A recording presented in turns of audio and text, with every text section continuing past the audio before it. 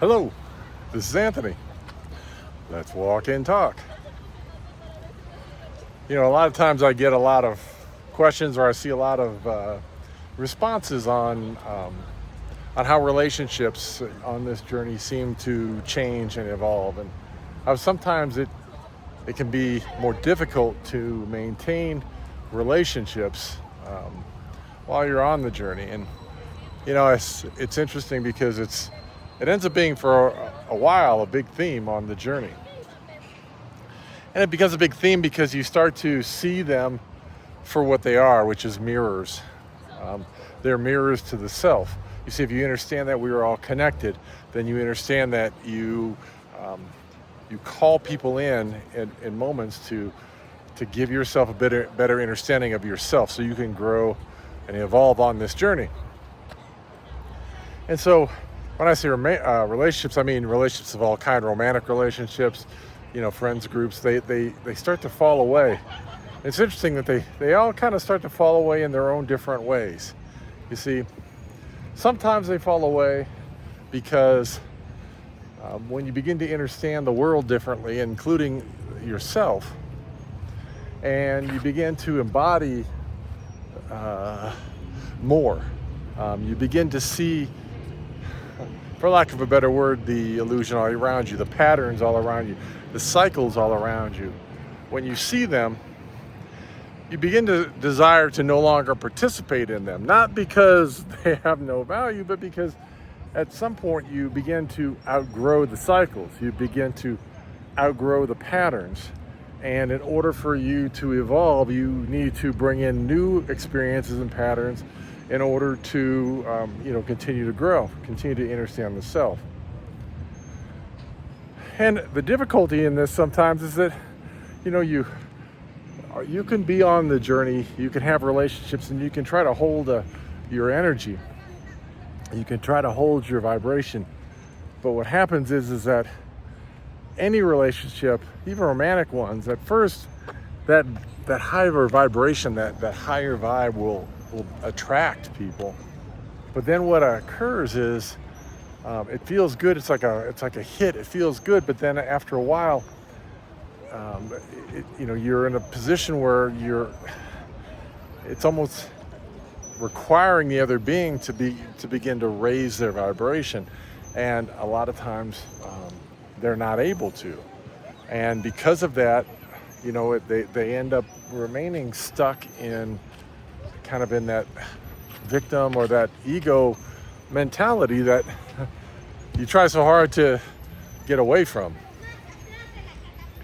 So naturally, when you are getting past more of that egoic self and viewing things from more of a holistic self, those types of experiences are going to become less and less important to you.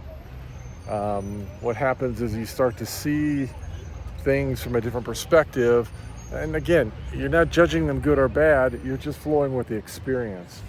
And when you choose to be in a relationship and you're on this journey, at some point you have to meet that partner who can either raise their energy or meet your energy, in order for there to be that natural give and take and that natural flow of energy. So that makes it difficult to find and maintain relationships. The other thing that makes it difficult is, as you begin to truly understand self and love self, you start to set boundaries. You see, a lot of people who I've met on the spiritual journey were people pleasers their whole lives. And they get on this journey and they start to understand self, and they start to value and love self. And so when they meet friends and lovers, they begin to set stronger boundaries to say, hey, I want to be with you, I care about you deeply, I love you, but here is how I expect to be treated in return. Here's what I want in terms of reciprocation.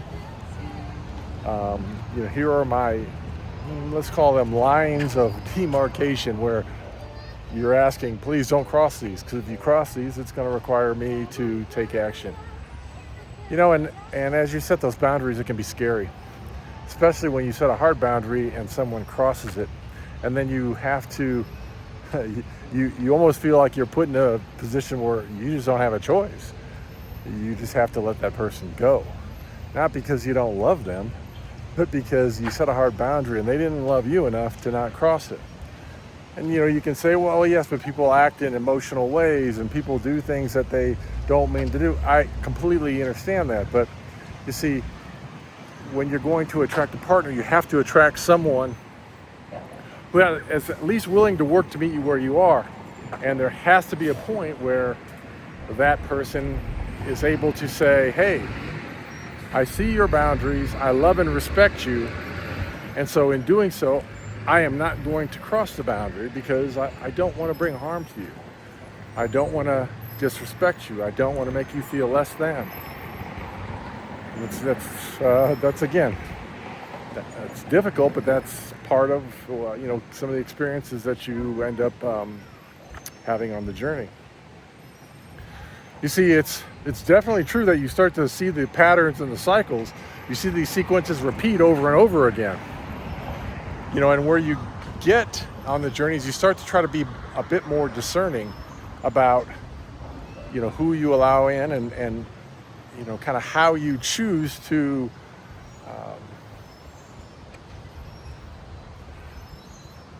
move through the process of integration, the mirror, so to speak. And the issue is that when you do see that pattern coming up, a lot of times there'll be a part of you that wants to just let it play out, just to see if it'll end in the same place that the other patterns ended.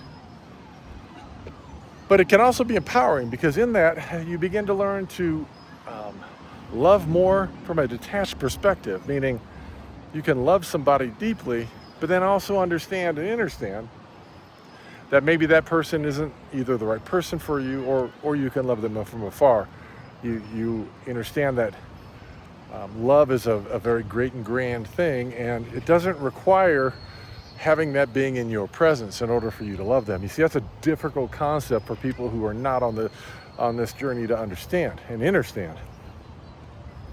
The reason it's so difficult is because you get in situations where you'll say something to someone that's loving, and then potentially you get in conflict, and then that person, you'll just say that to somebody else, and they don't understand the fact that, and as we've talked about this in past videos, every relationship is different. It's unique.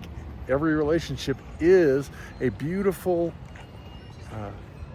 painting to be loved, to be adored, to be admired, to be respected, to be appreciated. And they're all different. You see, even when you start dating different people, you start seeing different things in that person that maybe you saw in a past lover. And you can fall in love with that same feature, and then they're going to be totally different in many other ways. And those are, again, just more things you're going to fall in love with. But again, it doesn't come down to a checklist, a comparison, one better than the other. It comes down to the self. Do you really love yourself? When you enter into a relationship, even when you're entering into a relationship with someone who's going through the healing process or beginning the healing journey, can you hold that vibration? Are you willing to be with someone understanding that it may take years, or they may never get to that point where they heal? You see, healing is an inside job. It's a journey that one person has to take on their own. It's not something that you can force someone to do. You can be in relationship and you can see all of the beautiful aspects of a being, and you can love those things, but if that being can't see those beautiful aspects within themselves, if they don't have that love and respect for themselves, then they may never reach that level of deep love. And you see, I think that's where, when you talk about psychologists a lot of times will say things like, well, you heal in relationships, not out of, and to some extent that can be true. However, you have to be willing to do the work, and you have to be willing to heal, and you have to be willing to grow and change and evolve and take accountability and really say, hey, I owe up to this, I did this, I owe up to this, or hey, you did this and it didn't feel good, and then have that other person acknowledge their part, you see. But it is possible to heal on your own.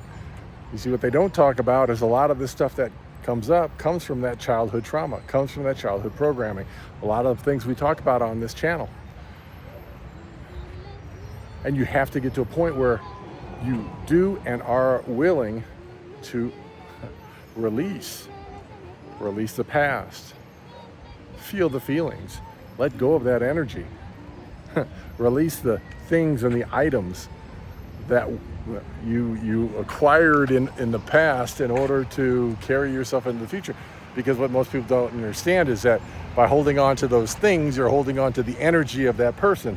Much like when we talk about this a lot, you decide to become an athlete, and you keep all kinds of junk food and stuff in the cabinets in the refrigerator. Well, that energy is energy that needs to be purged in order for you to become who you want to become. So things like trinkets and papers and books and clothes, those things all require purging. Much like when you lose weight, you know, the clothes you wore when you were overweight aren't clothes you should keep, because what you're subconsciously telling yourself is, hey, I may get this way again, so let me hold on to these clothes, rather than saying, hey, I've had enough of that journey and I'm ready to embrace the being that I am, and I'm not going to carry that load with me. But what say you? How do you feel about all that? Do you think that do you understand why these things change on the journey? Do you understand what brings you to where you are on the journey? Do you understand that by allowing people to do what they need to do is not only honoring themselves, but yourself? When a person chooses to go, you have to let them go.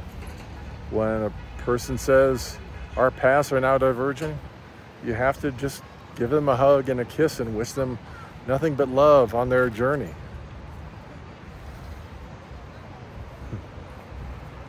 You know, it's never easy, but it gets easier. As always, if you enjoy this content, please like, share, and subscribe. I'm truly grateful. Until I talk to you again, peace, love, light. I hope you have the most amazing day.